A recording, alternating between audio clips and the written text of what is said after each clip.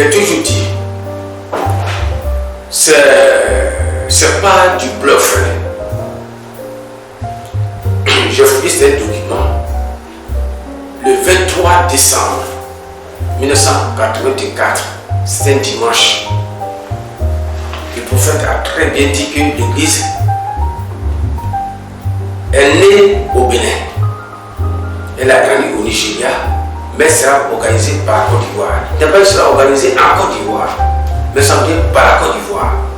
Aujourd'hui, on fait fi d'ignorer cette prophétie. Donc, Dieu, en suscitant la théologie à part la Côte d'Ivoire, il sait ce qu'il fait. C'est partant de la Côte d'Ivoire que la théologie est née. Et c'est à part de la Côte d'Ivoire que cette théologie-là, elle sera donc enseignée dans l'avenir, dans l'église céleste, dans le monde entier. Et ça, nous, les chrétiens célestes, ils doivent être fiers pour ça. Parce que la prophétie de l'homme de Dieu, le prophète fondateur, s'est accomplie déjà en ce qui concerne la théologie à part de la Côte d'Ivoire. C'est ce que je voulais dire.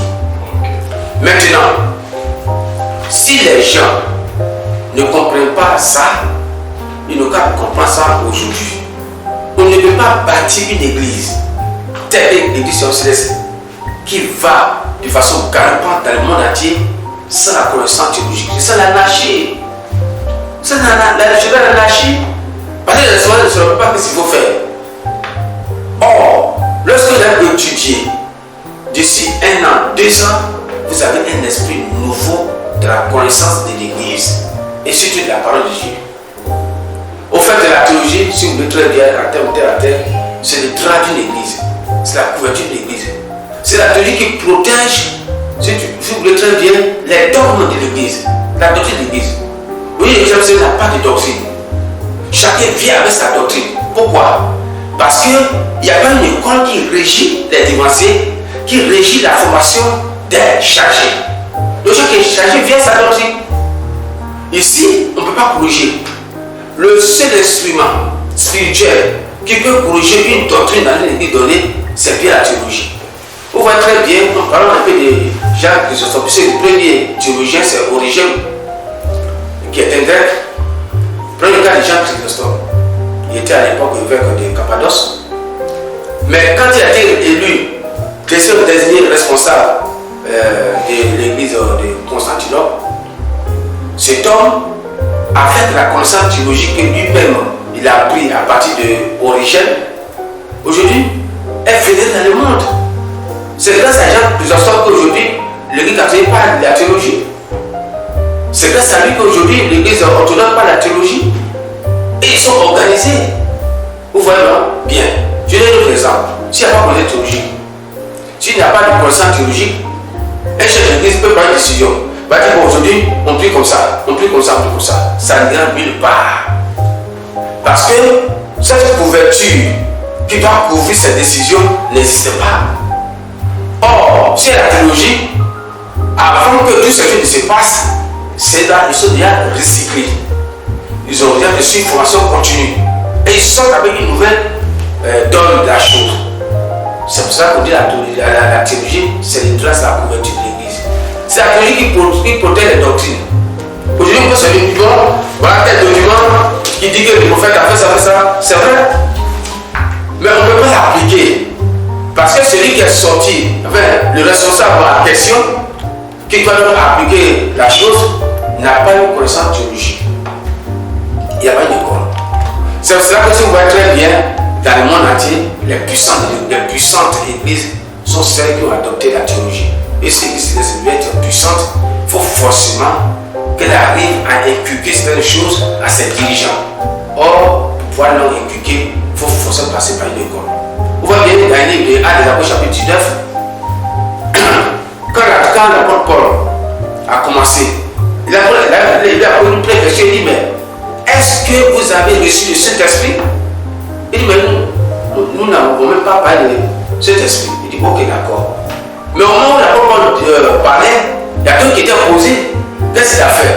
On dit qu'il est parti dans une école de M. Tyrannus. Ça, c'est l'école de théologie sur la Bible. Donc, c'est cette école Tyrannus qui a formé presque tous les grands chrétiens, les grands évêques de l'époque de l'apôtre Paul. Parce que la religion allait inculquer une valeur spirituelle qui a été décentralisée plus tard. Voilà ce que je voudrais que l'église, les chrétiens célestes comprennent. Sinon, la théologie n'est pas une nouvelle église, mais c'est un enseignement, c'est-à-dire une organisation pour enseigner quelque chose dans l'église qui doit être la couverture qui va être neutrale. En d'autres termes, c'est pour mettre les choses en ordre. C'est pour mettre les choses en ordre. Regardez ici la structure de l'église. Quelqu'un qui vient à l'église, soit d'un an, bon, on le voit. Et souvent même, avec une grade supérieure, mais il connaît quoi? Oh, avant qu'il soit humain, il faut qu'il soit admis d'abord dans une école de formation. Il ne faut pas qu'il forme comme nous autres. Nous autres, peut-être que c'est la grâce de Dieu. Si on sommes arrivés comme ça, et puis bon, c'est fini. Maintenant, la culture, elle est personnelle. Or, si l'église recommande l'instruction, la culture, je pense très bien qu'on ne va pas avoir assez de désordre que nous avons. Un supérieur évangile ne peut pas quitter l'église. Ce n'est pas possible. Mais s'il n'a pas été formé dès le départ, s'il n'a pas été compris dès le départ, il n'a pas compris les choses spirituelles dès le départ de l'église qu'on appelle la doctrine, mais il peut facilement basculer plus tard. Mais la théorie vient, si vous voulez très bien, pour saisir les dévanciers, les faire asseoir et leur enseigner la vérité de l'évangile par rapport à l'église et la vérité de l'église par rapport à l'évangile. Par rapport à l'église. Voilà. Ok, le fondateur que vous êtes, est-ce que vous avez un appel à lancer aux chrétiens célestes en général et ceux de la Côte d'Ivoire en particulier? L'église est née au Bénin, elle a grandi au Nigeria, mais elle sera organisée par la Côte d'Ivoire. Ça, cette prophétie du prophète le 23 décembre 1984, qui a été relayée par la revue Alléluia, qui est devenue une revue du Nigeria, qui a disparu, on ne sait même pas comment aujourd'hui. Mais dans le numéro 14, vous pouvez trouver cette vérité que le prophète a prononcée sur la Côte d'Ivoire. Alors, la théologie arrive et la théologie doit rentrer dans les temps à rose, comme c'est aujourd'hui dans notre église. Pour qu'ils comprennent que sans la théologie, on ne peut rien faire. C'est le désordre, c'est le chaos. Donc, moi, ce que je voulais dire, l'église céleste est beaucoup respectée dans sa forme dans le monde entier. Mais elle n'est pas respectée dans son fond dans le monde entier parce que la formation spirituelle, théologique manque aujourd'hui. Aujourd'hui, c'est pour ça qu'on pense que ce qui Dieu aussi, si vous voulez très bien, on défend ce qui est fort. Parce qu'on n'a pas une valeur spirituelle théologique. Alors, l'appel qu'il veut lancer, je demande à tous les chrétiens célestes, premièrement en Côte d'Ivoire, de s'asseoir et puis de regarder ce que nous sommes en train de faire. C'est une inspiration.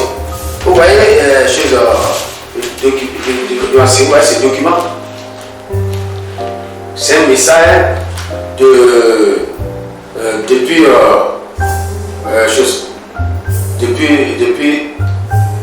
avril 2016 que le Seigneur a donné ces messages. Il ne faut pas qu'ils aient peur. Ils ont beaucoup peur parce que nos dignitaires, certainement, ils ont peur que soit leur place soit peut-être retirée parce qu'ils n'ont pas assez de connaissances comme nous autres. Non, il ne faut pas qu'ils n'aient pas peur.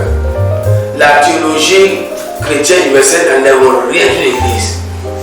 Mais elle fait de sorte que sa doctrine soit encore protégée.